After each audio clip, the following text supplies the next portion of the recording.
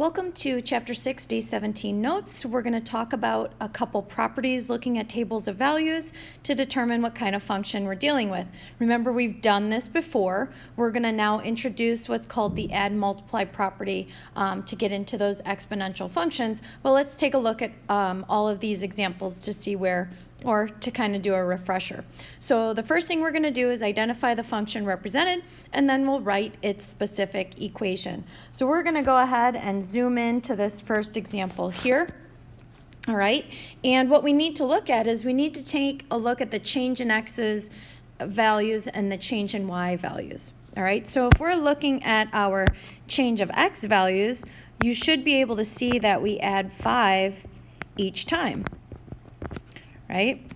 So we're adding 5 each time, but what are we doing to the y values? Well, you should see that each time we are adding 15 to our y values. So this is constant, all right? So if the first change, all right, is constant, what do we have? So hopefully you remembered that if let's kind of scooch over a little bit. If we have a constant change in x, remember that triangle is our change, all right? And we have a constant change in y. What do we have? So that first difference is constant. So what we have here is we have ourselves a linear function. So those 3 dots say, therefore, we have ourselves a linear function. Okay? So this is using what's called our add property. Okay? So we're adding a constant to the x's. We're adding a constant to the y's. All right, now since our first difference was constant, we know we have a linear function. So let's go ahead and write the equation of our linear function. All right, now we just remember our slope is simply the change in change in y over change in x. And in this case, we have 15 over 5. And so we get our slope to be 3.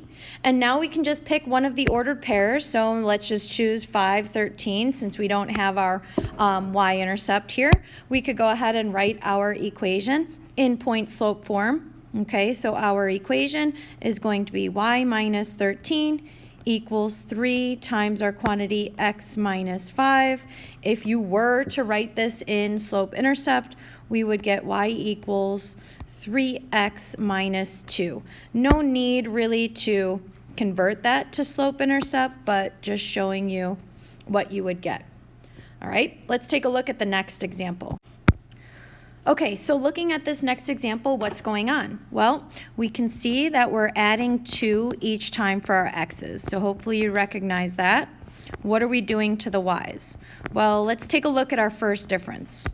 Okay, so our first difference, we're going to be adding 60, then we add 100, then we add 140, and then we add 180. Well, that's not constant, right? That's not the same. Let's take a look at the second difference. So to get from 60 to 100, we're adding 40, then we're adding 40 again, and then we're adding 40 again. So what are we looking at? Well, we're adding to each side, right? We're adding a constant to the x's, we're adding a constant to the y's with the second difference. So it's still the add property, but because our first difference isn't constant, we move to the second difference, right? So what are we looking at? What kind of function are we looking at? Well, when the second difference is constant,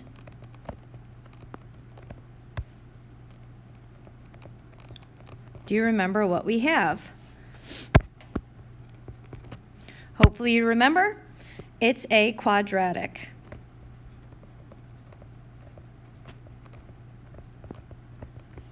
All right, so it's a quadratic function.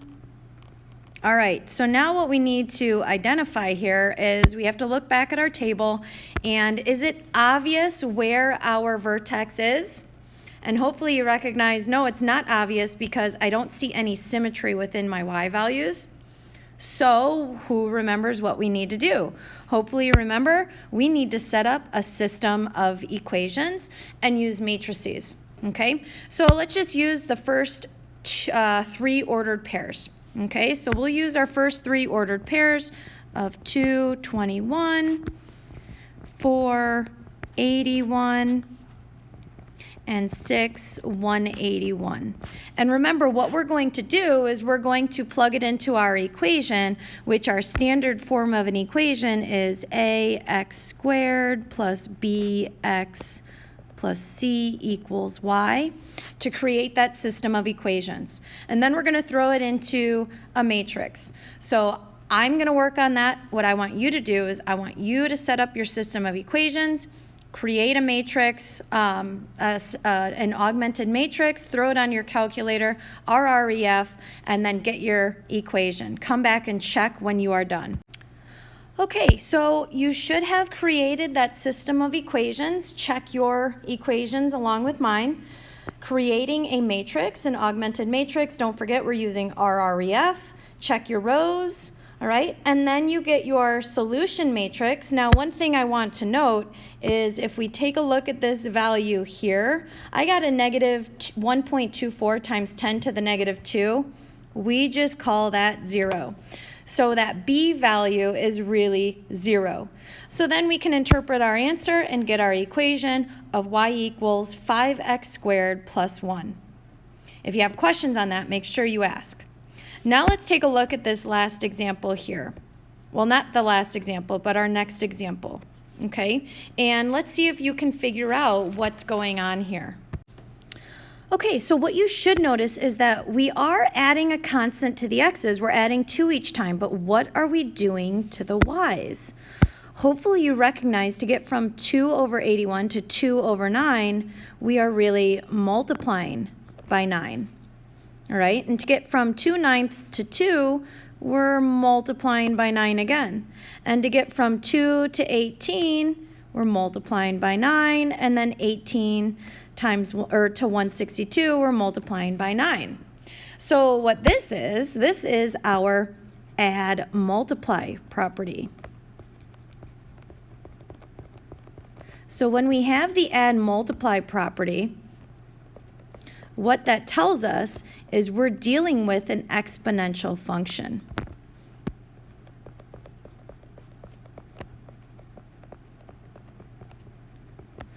All right, so that add multiply property, we're adding a constant to x, we're multiplying a constant to y. So this is an exponential function. Now remember, an exponential function is in the form y equals a times b to the x power. Now remember some rules. Our base has to be greater than 0 and our base cannot be 1. Okay, so how can we come up with our equation? Well, one note that we want to do is we want to use the y-intercept when we can.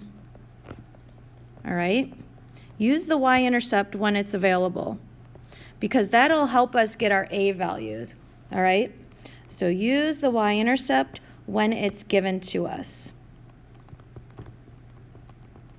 So in this case, our y-intercept is 0, 2. All right, so what's that going to help us with? Well, we're going to plug that into our general equation here of y equals a times b to the x. And when we do that, we have 2 is equal to a times b to the 0 power. Well, we know anything raised to the 0 power is just 1. So what we end up with is we end up with a equaling 2. Okay, so right now, what do we have? Well, at this point, therefore, we know we have y is equal to 2 times b to the x power. But we need our b value. So we need to use the second point. Okay, so we can pick any second point that we want to pick. So in this case, let's just pick a nicer point for us. Let's use the point 2, 18. And we're going to plug into the equation as well. Okay, so when y equals 18 is equal to, our a value is 2, times b to the second power, our x value is 2. So we divide both sides by 2, and we get 9 is equal to b squared, all right? And we get b to be plus or minus 3, but remember, b has to be positive, so we're just going to focus on the positive 3 here. So we know what a is. We got a from up above. We know what b is. Now we can go ahead and write our equation. So therefore, we have the equation y is equal to our a value of 2 times our b value of 3 to the x power. And there we have our exponential equation. Okay, this last example is actually one from the book. So we're going to assume that f is an exponential function. So that means we need to be thinking add, multiply, okay, with the two given values. Use the property of exponential functions, again, add, multiply, to calculate the values of f of x for two larger values of x and two smaller values of x. Then we'll use those calculated points that we came up with and the given points to plot the graph. Okay, so let's zoom in here. Let's create our table and see what's going on. So I'm going to plug in the given right in the middle. So when x is 3, y is 20. When x is 7, y is 24. Okay, so thinking of that add, multiply property. Well, to get from 3 to 7, we are adding 4. So to get to two bigger values, we're going to add 4 each time. Okay, add 4. So I'm going to have 11. And then I'm going to add 4 again, and we get 15. So our two bigger for x values are 11 and 15. If we wanted to think about the smaller, we could go ahead and say, all right, well, to get to the smaller values, that would mean I would have to subtract 4, right? We're going backwards. So the two smaller x values, I will have -1, and if I subtract 4 again, I'll get to -5. All right, so how do we get to those y values, though? What are we doing? Now remember, it's the add, multiply property. So we were adding for the x's, but we have to multiply for the y's. So what are we doing? Well, to get from 20 to 24 by multiplying, we can think of it like this. 20 times some value, let's just call it n for now, is equal to 24.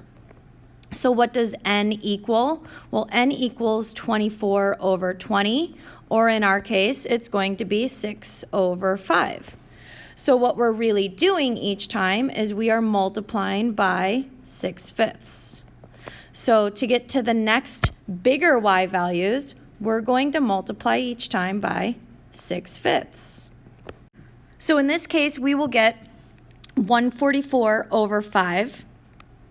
And by multiplying by 6/5 again, we will get 864 over 25. So those are our two bigger values. But how do we get to the two smaller values? Well, think about what we did with our x's. Instead of adding 4, we subtracted 4. So instead of multiplying by 6/5, we can think about it as dividing by 6/5, right? But instead of dividing by 6/5, we can think about it as multiplying by the reciprocal. So if we multiply by 5/6, what are we going to get? We'll get 50/3. Oops. For our first smaller value. And by multiplying 50/3 times 5/6, we will get 125 over 9. So now what I want you to do is I want you to plot these points and see what it looks like graphically. Come back and check when you're done. Okay, depending on what your scale looked like, now I kind of drew mine out, you can see that it is growing exponentially, but not very quickly. All right, if you have any questions, let us know. Have a good day.